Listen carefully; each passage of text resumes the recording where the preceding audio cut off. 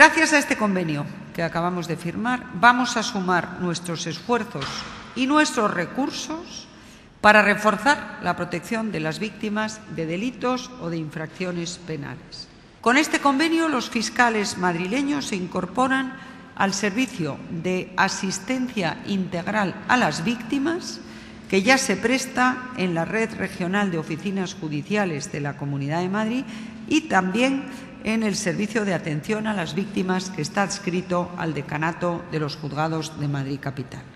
Nosotros, el Gobierno de la Comunidad de Madrid, lo que asume es un compromiso de ofrecer los mejores medios, materiales y técnicos para que los fiscales madrileños puedan ejercer su trabajo en las condiciones más favorables posible.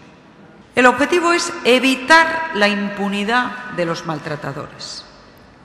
¿Por qué? Pues para paliar los efectos de situaciones que son enormemente traumáticas y para poder darle la protección que necesitan las víctimas y sus familiares.